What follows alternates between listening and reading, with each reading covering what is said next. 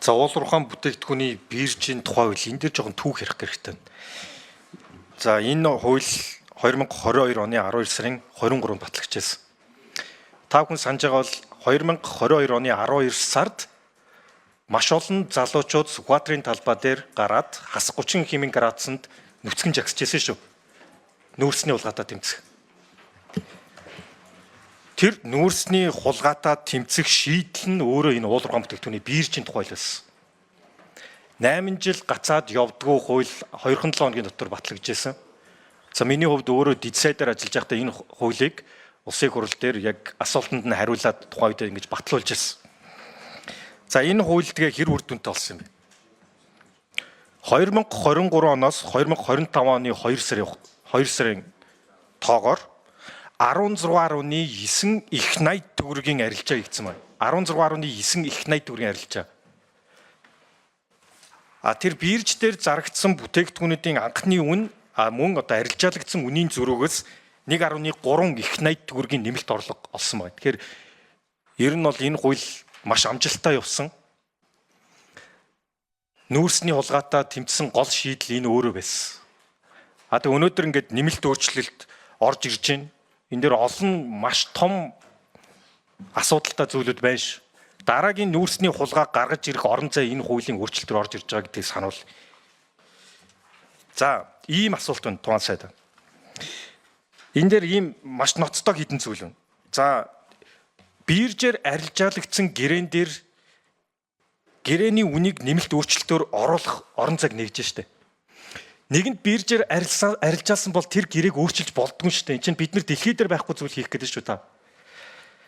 Юун дээр үндэслэн гэхээр нүүрсний чанар болон зах зээлийн үнийн индекс гэж байна. За нэг зүйлийг хэлье.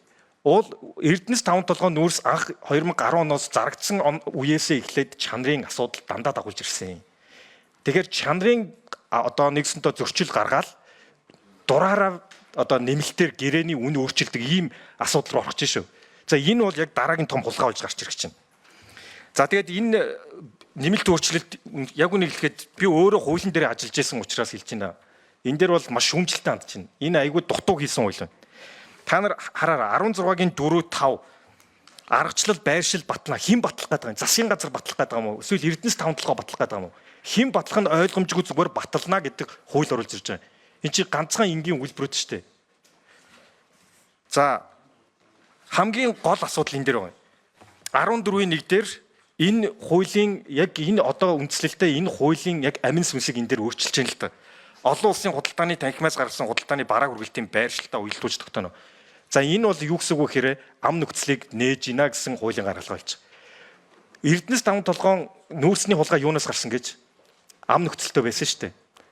Тухайн үедээ бид нэр олон жил ам нөхцөл болохгүй гэж тэмцэж явсныг буцаад энэ хуулийн нэмэлт өөрчлөлтөөрөө нээж байгаа нь буцаад дараагийн нүүрсний хулгай гарах орон зайг нээж штэ хуулиараа. Дахиад нэг 5 жилийн дараа дахиад нэг нүүрсний сонсголт хийсэн асуудал руу орох үедээ олон улсын инка тойрон байдаг, олон улсын худалдааны танхимаас гаргасан 11 инка тойрон гэж байгаа. За тэрний нэг нь бол өөр ам нөхцөл аль биесээр ордог байхгүй. Тэгэхээр энэ ам нөхцлөөр нүүрсээ зарж ийн гэсэн. Нүүрсээ зарах эрхний одоо хуулиараа нэгтгэж чинь л та. Тэгэхээр энэ дээр нэг ийм таны тайлбар дээр ингэж байна л та. За хариултаа авчаад бас нэмэлтээр явахгүй надад миний цаг хүрхгүй.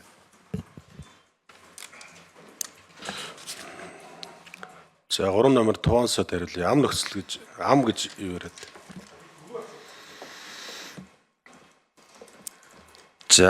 За уулуурхаан биржийн тухай хууль батлагдсан. Энэ хуулийг бол улам төгөрдөршүүлээд сайжруулах чиглэлээр явж байгаа нэмэлт өөрчлөлт амьдрал баян учраас бас асуудлууд орж ирээд байна. Тэгэхээр сайжруулах гэдэг логиктой явж байгаа.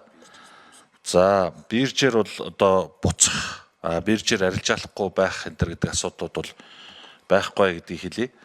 За энэ дагалдаж гарч ирж байгаа энэ хуулийн өөрчлөлтийг дагалдаж гарч ирж байгаа журам тэр нөгөө нэг байршил за дээрэс нь тээвэртэй тээвэргүй энэ төр гээд бусад асуудлуудыг засгийн газараар батлах журмаар зохицуулж өгөхөөр одоо тусгаж орж ирсэн. За тэр сая банк орон дарга сануулж байна. Бид нар бол нөгөө жоохон буруу яриад сурчсан. За тэгэхээр энэ дээр бол одоо нөгөө нэг тээвэртэй тээвэргүй. Биржийн арилжааны нэг олон улсын худалдааны танхимаас гаргасан худалдааны бараа хөргөлтийн байршилтай гэдэг. Энэ дээр бол Эрдэнэс тавталгаа компани бол биржээрээ за ганц Эрдэнэс тавталгаач биш энэ төрийн болон орон нутгийн өмчт компаниуд бирж дээр бүгд заавал бүтээгдэхүүнээ арилжах нь бол хэвээрээ байгаа. Арилжна. Харин хөргөлтийн нөхцөл дээр даф юм уу одоо тээвэртэй юм уу тээвэргүй юу гэдэг сонголтыг хийж өгөх нь одоо яг өнөөдөр үүсчээд байгаа нүүрсний борлуулалттай холбоотой үүсчээд байгаа асуудлыг одоо нэмэгдүүлэх юм одоо зорилготойгоор ийм заалтыг нэмж хийсэн гэдгийг хэлье. За дээрэс нь тэр үнийн индекстэй холбоотой асуудлаар бас Монголын хөрөнгийн биржийн захирал төлгөө нэмж.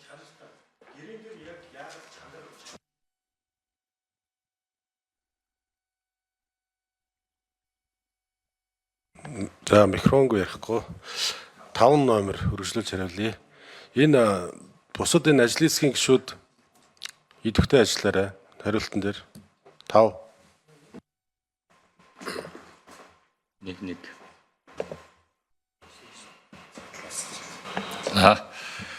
За байнгын орны гишүүд энэ өдрийн амар амгалан ялтгая. Хөрөнгийн биржийн захирал Дүлгүн Бат найрамдал гишүүний асуултанд хариулъя. За юуны түрүүнд энэ улуурхайн биржийн тухай хуулийг баталсан тухайн үед ажиллаж байсан бүх гишүүд болон оролцсон хүмүүст бол баярлалаа гэж хэлмээр байна. Энэ биржийн үр дүнд анхны үнээсээ өсөж зарагдсан учраас 1.3 их 80 төгрөг нэмж Монгол улсад бол орж ирсэн байдаг. За тэгээд олон улс төр бол энэ спот буюу яг хүргэлттэй гэрээ эсвэл futures буюу үүсмэл үн цаас гэдэг ийм хоёр хөлбөрөөр бол явдаг. Манад бол үүсмэл үн цаас нь бол арилжагддаггүй учраас жил 6 сараар хийсэн гэрээнүүд бол тогтмол үнэтэй өмнө нь бол арилжаалж явсан. За Туан сайдын танилцуулга дээр бол өмнө нь 160 $170 хүрч исэн ийм нөхцөлд 1 сая тонныг нэг жилээр авцсан айлууд өнөөдөр 500 мянган тонноо татаж авчаад 500 мянган тонноо яг нэгээр нь дахиад татах гэхээр яг нэг авж байгаа тонн тутамдаа $160, $140 гэдэг өндөр үнээр авсан энэ хэлбэрээ хадгалж авах шаардлага үүсчээд байгаа учраас зарим гэрээнүүдэд яг бодитоор бол гацалт үүсээд зогссон ийм нөхцөлтэй байгаа. Тэгээд энэ үн болон чанар дээр тохируулга хийн гэдэг бол гэрээн дээр гэхээс илүү энэ агуулга нь бол ямар учиртай юм бэ гэхээр хүүхэр 1% нэмэгдэхэд 10 ёноор үн нь бол буурж ингэж дараагаар нь зохицуултууд бол хийгддэг. Энэ бол Далиан, Шанхай болон Австралийн биржүүд дээр ч гэсэн төмөр дээрч байдаг, нүүрсэн дээрч байдаг ийм заалтууд. Тэгээд яг энэ үнэр чанар хоёртой уялдуулаад гэрээний үнд өөрчлөлт орж болно гэдэг нь энэ боломжийг бол бид нар бол нээж өгж байгаа болохоос өөр бол утга агуулгыг бол энд бол агуулаагүй байгаамаа. Тэгэхээр та бүхэн бас ойлгож хүлээж аваарай гэж хүсэх байна. Баярлалаа. За тодруулж сууя Бат найрамдал шүү. Арилжаалал нэгсэндөө чанараа зарлаад арилжаалсан тэр дүнгээ буцаагаад дураараа гэрээн дээр өөрчилж орохоор л одоо хууль дээр орж ирээд байна шүү дээ. Тэгэхээр нэг зүйлийг хэлье. Дараа нь энэ хууль батлагдаад зарагдсан нүүрс болгоны чанар дээр асуудал үүснэ. Тэр болгон дээр яг худалдан авагчтал маргаан гаргана гэсэн үг. Гэрээнийхээ үнэ өөрчлөе гэдэг. Яг ийм зүйлийг л нээх гэдэг юм л та. Зах зээлийн үнийн индекс дээр тулгуурлах юм бол энийг бид нэр контролдохгүй учраас яг энэ болж байна. Тэ? Нэг зүйл. Хоёрдугаарт бас энэ үн нөсгөөр бирж ажилдаг, үн буухаар бирж ажилдаггүй гэдэг ийм яриага болох хэрэгтэй шүү. Бирж бол үн өссөн ч буурсан ч аль ч нөхцөлд ажиллах ёстой зарчимтай. Гэтэл үн өсөж явах бирж болж ийн гэж явж ирчээд одоо үн буухаар болохгүй байна. Бирж болохоо хэлчихлээ. Яг ийм зүйлийг л яриад байна л да. Нүүрсний хулгай тээврийн хулгай байсан шүү. Буцаад тээврийг ингээ буцаагаад нээгээд ам нөхцөлийг авч яхаар буцаад тээврийн хулгайр бол орно. Ийм төр зүйл харагдаж шүү эндээс.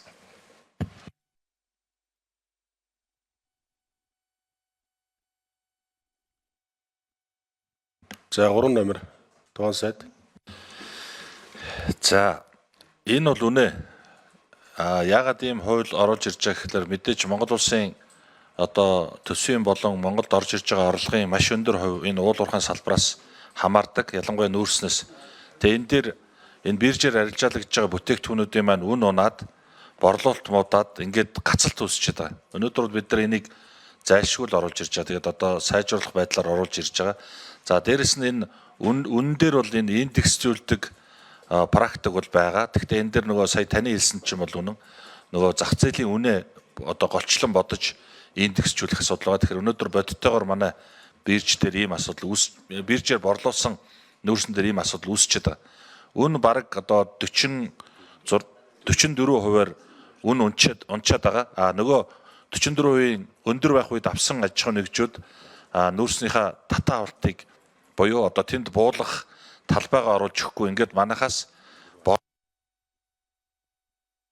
За 3 номер гүйцээж хариулъя. Туан сайд.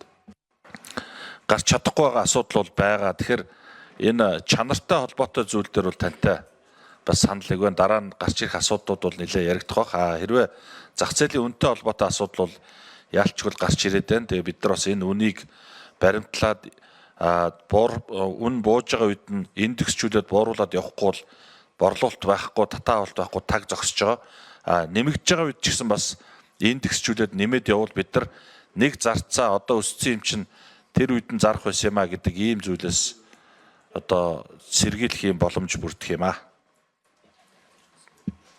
Дээр нь нэмээд дараал. За 5 номер тодорхой хариулаарай.